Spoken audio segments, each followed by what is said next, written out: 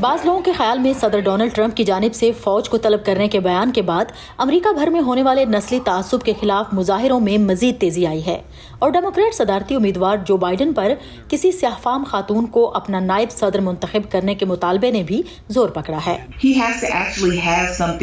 ان کے پاس سیاہ فام ووٹرز کو دینے کے لیے کچھ ہونا چاہیے۔ یہ کہنا کافی نہیں ہے کہ صدر ٹرمپ بہت برے شخص ہیں۔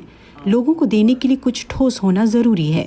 جو بائیڈن نے ایک اعلیٰ تعلیم یافتہ خاتون کو نائب صدر منتخب کرنے کا وعدہ کر رکھا ہے۔ نسلی کشیدگی کو دور کرنے اور سیاہ فام ووٹرز میں جوش پیدا کرنے کی ضرورت نے کیلیفورنیا کی سینیٹر کاملا ہیرس پر توجہ مرکوز کی ہے۔ بھارتی اور جمیکن تارکین وطن کی بیٹی کاملا ڈیموکریٹک پرائمری میں جو بائیڈن سے ہار گئی تھیں۔ اسی دوران منیسوٹا کی سینیٹر ایمی کلوبچار کے امکانات بظاہر اس تنقید کی وجہ سے مدھم ہو چکے ہیں کہ منیسوٹا میں سابقہ پروسیکیوٹر کی حیثیت سے انہوں نے پولیس کی بربریت کے مقدمات کی بھرپور طریقے سے پیروی نہیں کی تھی۔ ریاست جارجیا کے شہر اٹلانٹا کی میئر کیشا لانس باٹمز کو اس وقت قومی سطح پر شہرت ملی جب انہوں نے شہر میں ہنگاموں کے خلاف تقریر کرنے اور ایک مظاہرے کے دوران طاقت کے زیادہ استعمال کے الزام میں پولیس افسران کو برطرف کیا۔ We understand that our officers are working very long hours.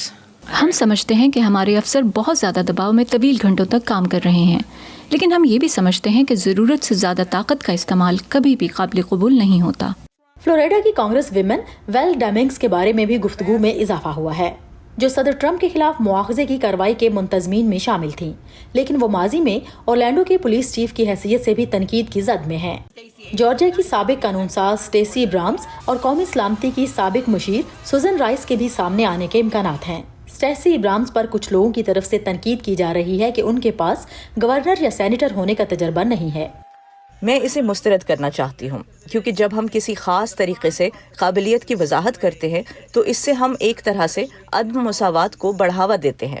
سفید فام خواتین ڈیموکریٹس جیسے میساچوسٹس کی سینیٹر الزبتھ وارن اور مشیگن کی گورنر گریچن وٹمز کا تجربہ زیادہ ہو سکتا ہے، مگر تجزیہ کاروں کا کہنا ہے کہ بلیک لائیوز میٹر تحریک کے ابھرنے سے شاید نائب صدر کے لیے سیاہ فام امیدوار کا چناؤ سیاسی اور اخلاقی لحاظ سے ناگزیر ہو گیا ہے۔